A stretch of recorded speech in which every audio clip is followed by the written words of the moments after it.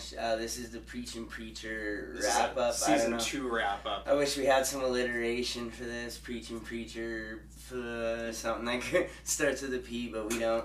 So anyways, I guess we're just going to talk about our favorite, moments of Season 2, what we liked, what we didn't like. And we actually forgot to talk about one thing at the last episode, is God. Yeah, at the end we see God. Well, we see God. It's like the dog mask. And then you picked it up. I didn't see it. Yeah, and then it kind of like pans over. It's like all this like mattress, all this like empty beer cans and garbage everywhere. And then it's like it shows like a bathroom. You can like hear someone in the bathroom. And then if you look on the chair, it's got, I can't remember if it's LeBlanc or Fior, whichever was doing the magical act. It's got like his little doll sitting in the chair. So like it kind of, the door opens and it's just like a bright beaming light. You don't actually see who or what it is. That's true. So it's kind of funny because does that mean he went to the... Did that mean he went to the hotel? Was he at the hotel when all this stuff was happening? Is he like 5 minutes behind or in front of Jesse? Yeah. You know, like, or is he there when Jesse's there? Yeah, is this just a flashback? It might be a flashback. Yeah. So the first thing I remember is that freaking car scene. At the beginning, yeah. And it's all happy and just seems like road trippy, and then like all the like chaos behind it. That was a good start to the season. After 13 episodes, you actually forget like the first like 3 or 4. First couple, yeah. Because the LeBlanc or Fior, they were still alive. One of them, both. One of them. Oh, I think one of them. I don't even remember. See, yeah, I remember the magic act though. That was like one of my most memorable things. Was that whole like just keeps dying. He just like he sticks like I think with a microphone or something in the water and just dies like that. How he starts it all. Yeah. Yeah, and then like I guess the way they finished it all with the Santa killers just blasting him too. After making the deal. One of my second favorite parts is freaking he gives him like almost like a hot fucking whatever that's called. Oh yeah, he gives him the heroin needle and he's just like too much. And you just see it like respond. Like instantly after he gives it to him, he's like, oh maybe I'll cut down on the heroin a bit. Yeah. Oh yeah, that was a great moment. The chicken, the freaking... Yeah, I guess even that whole scene with them just partying all like drugged out or whatever, that was pretty funny. Yeah. No, but that chick that's in the cage and we're like, where's this going? And it's just like the guy's like method. Oh yeah, it's his method of like fixing the chick or whatever. It looks like some straight... The priest or whatever. Looks like some straight like human trafficking thing, but she's like addicted to texting. Yeah. She's like, you just give me my phone. I just need Twitter or something like that. Yeah. I don't even know. Is that fucking like Seth Rogen or is that who else is writing with them? I don't even know. Yeah. You know, like whose humor is that? You've noticed some moments, I guess, that have like tied in with the comics too. Like the first thing I realized was when they said his last. He said he's Jesse. Dude. I can't even remember. Some French and I was like, last name. Oh shit, that's the mother's that's the mother's last name because the father's last name is Custer. And then it finally does end up showing him being in the box. Yeah, going into the water, being all tortured and broken. Yeah. Yeah. Yeah, I mean, I find the captured Hair Star good. I actually think I agree. Yeah, I went back and looked at the montage of him like becoming a Hair Star, a Grail agent. Oh yeah, that was great. Yeah, and then at the end, he's just like they're doing the like shooting thing, and then he just like loads the bullet, boom, and just shoots the guy like just cold blooded. It's like, give me the microfilm. All nipple pierced and stuff. Give me the microfilm, or I'll kill you and your family. He says bitch or something. Yeah.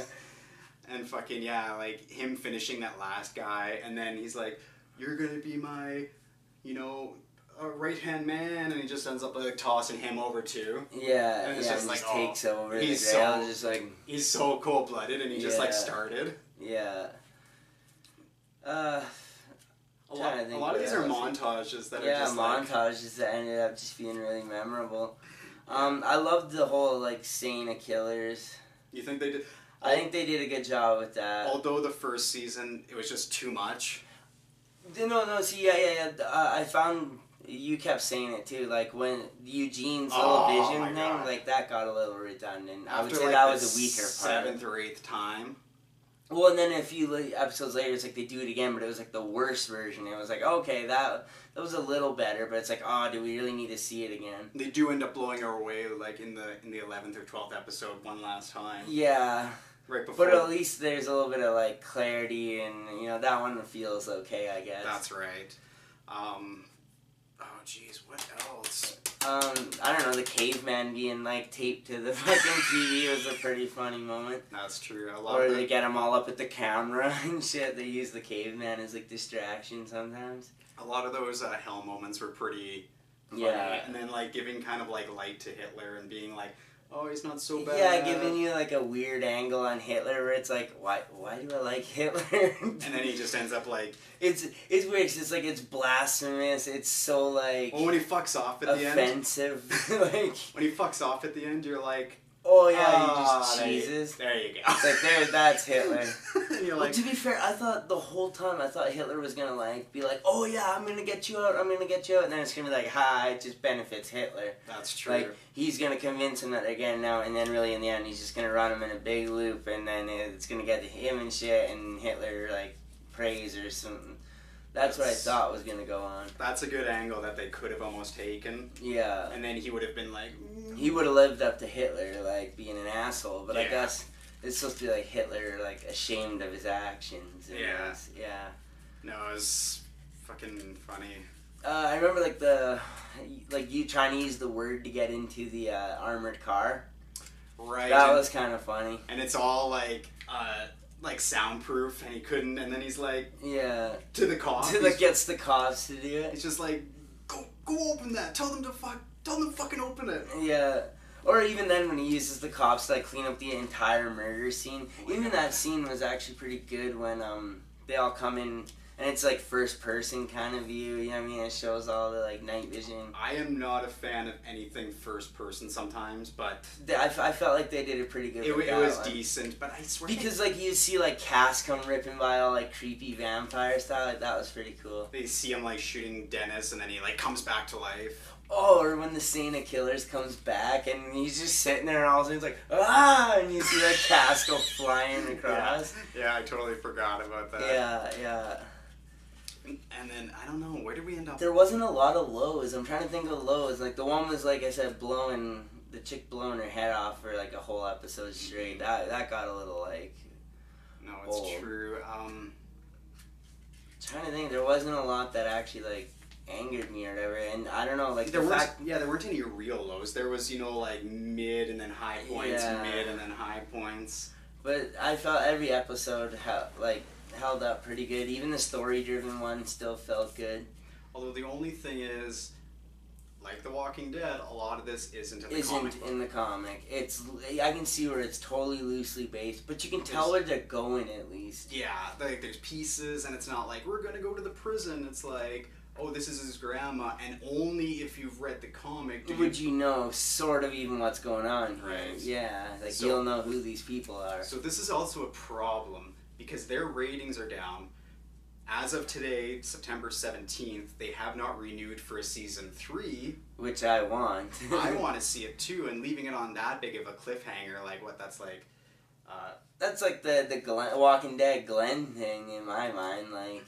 Tulip's dead, oh my god. But you knew that The Walking Dead was being renewed. Yeah. In this one it's like, come on! Are you going to end the series on just such a high note? Yeah. I think they will. I truly think AMC seems to commit pretty good with their series. I've seen worse ones.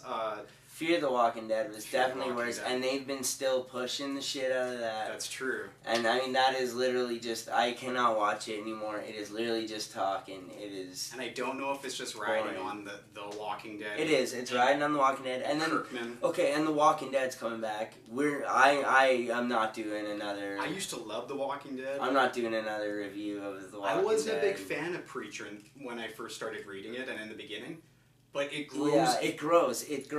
Like I said, like the vulgarity behind it, it's offensive, but yet it's it's all this dark humor. Yeah, dark humor. Like I don't know, just like things just joking about smoking crack and stuff. It's like wow, like I shouldn't be laughing at this, but I am. Like Yeah, like blasphemous, you know. It's kind of everything Gen 1. Like I said, what other show are you going to be like? I am kind of rooting for Hitler. Like, you would never say that. But in this show... Yeah, and even then, just be like the whole concept of I'm gonna find God and make him pay essentially for his actions. And then what, God ends up being like the freaking dog? Or that's another thing with the whatever incarnate of Jesus and the Humperdew. How did we not mention Humperdew? We didn't, and that's exactly from the freaking comic. It is. We found the exact scene. And he freaking is just... in what looks like kind of like a Nirvana shirt or something. He's rubbing like Harry Starr's head and fucking pissing, and it's just like, yeah. Oh my god. Yeah, that scene is totally right. To me, it seems so weird, and then seeing it in the comic, it's like, yeah, it's right out in the comic. Is. I'm trying to think of anything else because like there was so many high. I feel like there's so much more we could talk about the Saint of Killers because he was like one of the main emphasis this season, and how they like. Dropped him into the water. Drug him out. Got him on his side. Tortured him, and he's just like bashing the door for like 2 weeks straight, or whatever. Like, you're getting weaker. Even then, like, what's the deal they made with him? We don't know. Yeah, I don't know what the deal was with them, but then Jesse's like, wait, no. Now I think about it, and they have his soul. They took the soul from him. They obviously made a deal with him. They gave him immortality again, and in return, they have Jesse's soul as leverage. I think. And. I think we're slowly piecing this together. And the Killer of Saints can no longer be controlled by the Word because he no longer has a soul. He no longer has the soul now. And then at the same time, Jesse didn't want to send him back to hell with the soul, apparently. Yeah. Or, something. That's what you gathered, yeah. It makes sense. You don't want to send your soul to hell.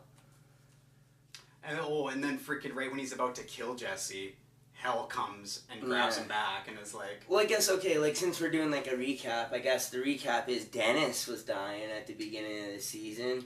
We didn't even know who Dennis was at first. I never grew attached to Dennis. Yeah, no, I know, but, like, it was like, okay, this random, like, guy we didn't know. Then we learned it's his son. Is he a friend? We see, like, an intro, kind of like, oh my god, cast, like, in, like, 1940s, kind of looking at his son and stuff. Like, we did see all that. And then he's dying. Cass had the difficult decision. He made the decision to bite him. Although, in the comic, nothing's mentioned about a second vampire. But in the TV episode, he goes and calls someone who also seems to be a vampire. Yeah. So it seems like it could really broaden. Yeah. Given the chance. Yeah. Well, yeah, and then so obviously he kills Dennis and ends up killing Dennis. I remember there were some moments though with Dennis and like those like sleazy women and stuff though. And he was always like trying to bite them, like he was out of control right from the beginning. Yeah. I don't know, like I never grew attached to him, so then when he finally ended up, you kind of like figured he was gonna kill him the entire time because the way he was turning out. Yeah. But yeah, like I'm just trying to recap like everyone's sort of angle here, right? So we had the agent. You had Tulip, and then it ends up showing that she was married to somebody. Oh yeah. Yeah, there was the fight in the casino or wherever the hell it was. Yeah, there was that too. There was that fight, and where then she kills that big dude. She's just like, you don't have to tell him, and then he's just like, oh, I can't do that to him, and then she just like takes on the biggest freaking dude. She's just like throwing her. Yeah. Like across the room. Yeah, and she kills him with the marriage thing or whatever. Oh. And then that's when she calls off the marriage. Well, the Killer of Saints ends up going and killing her husband. Yeah. And then that daughter-in-law ends up like, I know where they are. But then you never see her again. Yeah. Actually, there was, we kind of like skipped over all that. There was that whole angle. Where at one point the guy's all tied up or whatever, and Jesse like had the chance to kill him but doesn't. He's like, I took care of it. Oh my god, no, freaking out. You're an asshole. I was like, I said I took care of it. She's just like, that was kind of funny, yeah. There was actually so much in those 13 episodes. Yeah. There was too much. Yeah, I know. You look at like what The Walking Dead covers in 13 episodes, and it's like you covered like this much of a comic. Well, actually, no, not really. It's like this much of a comic, and then next season will be like fucking 30 comics worth. It's like, ugh. My biggest gripe... Back to The Walking Dead for some reason. My biggest gripe with The Walking Dead, they've never showed any snow. Yeah, that too. They've never showed a change in season. Yeah. Everything about it, it's fucking trash now. And they're like, it's coming back. It's like, I'm not even excited about that. You didn't even end on a cliffhanger. I want Preacher season 3 more than I want anything Walking Dead at this point. Or not the freaking Walking Dead, not the I don't even what's the Mexican one? Oh, Fear the Walking Dead. The Walking yeah, Dead. I feel like The Walking Dead at this point has just become like a hipster trend, and it needs to die off. There was one other. I loved the comics of The Walking Dead. And it's just like, it's just hipster now. Like, now, like, to watch the show, it's like, oh, shit, like, my grandma's watching the show. Like, it's not really that, like... No, I know. It's just become, like, Days of Our Lives now. That's pretty much the Grand Theft Auto episode, in Grand Theft Auto 5, when he says you're the hipster, when things become popular, you jump ship. Yeah, you jump ship. Yeah. Anyway, I guess we'll leave it on the high note. note. So we're not going to be doing a Walking Dead review. I can't wait till season 3, if there is a season 3. Well, if they even say that. If there is, we'll definitely be back doing this. Like 3 days ago, it was still up in the air. So. Yeah. Normally, when a show's about to end, they'll be like, "We're renewed." Yeah. So this one's like, Yeah. They're saying they had a really big drop off, and I can understand. It's more story driven than The Walking Dead was. Yeah. And it's more comic book and for the fans. Yeah. Than The Walking Dead was. Yeah. So people just aren't getting into it. But see, I think it's slowly building a cult following. Like, I think it's like maybe when those episodes come out, like, they're not watching it right away. But I have a feeling people are like PVRing that shit, and then like, oh, a few days later they watch it. Cause I'm like asking people nowadays, like, oh, you watch Preacher? And they're like, oh yeah, I actually just started watching it. Like, people are just starting to watch it. It's like, you can't kill it now as people are just starting to know about it. Like, as soon as season 3 there's comes already out. There's already shows that are ripping this shit off. Like, really? There's already some like Texas whatever show that like it's like got vampires in it, and like lately like it looks like the same fucking story, and it's like, wow, you've like ripped off Preacher already, like. And Preacher's old. It's from is it from 93 to it's from 97 to 2000? Like, it's already 17 years old. And to finally be picked up. Yeah. Is, but that's the thing, there's no way you would have been able to do this show back then. No, like. It would have been like Buffy the Vampire type. Yeah, it would have been too campy, or they wouldn't be able to talk about like half the shit they do. You wouldn't be able to just shove Hitler in a show and be like, we're gonna make you like Hitler. I'm gonna say you had more freedom 17 years ago. Yeah, then again, nowadays, there is that marshmallow aspect, but it felt like back then, too, you couldn't do anything that was kind of, like, blasphemous. Controversial. Like, anything anti-religion or something like that, or, like, they wouldn't really want to touch on. No, it's true, and it probably stopped it from going further into a... Yeah, I feel like because of that, now that's why we got shows like this. Yeah, but then you also have to... you gotta curb it just that enough so people aren't, like... getting offended. Well, see, it seems like what they did was like, because obviously it would have been dated. They just kind of like, okay, here's like 2017 Preacher. Yeah. And not 1980s Preacher or whatever it's supposed to be set in. Oh, it's supposed to be set in 97. Is that yeah? So. Because they have like cell phone, but it's like a blocky. Yeah, you can see where they've like updated it. Yeah. Things are more modern. Yeah. Yeah, I don't know. We probably tried ending this a few times already, but I guess now we should probably end it. Yeah, do it. Got anything else to say about it? No, I'm good. I think I'm good on it. So I guess this has been the Preaching Preacher. I wish I had some alliteration to follow up on the final Season name for this. Season 2, whatever, finale. Yeah, they normally want to do like PPP, like, you know what I mean? The kind of alliteration. Preaching Preacher, right? So Preaching Preacher, whatever. Predicting the past. I don't know. Whatever. We this is our wrap up of Preaching Preacher. It was a really good run. Let's hope for another season. At least if they're not gonna like go for it, at least do like a movie.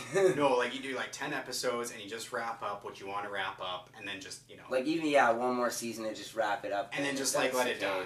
Yeah. But don't like give it a cliffhanger ending. Don't leave it like that. Yeah. Like Clone High. Oh God, yeah. Like the most obscure thing that like one person's gonna be like, yeah.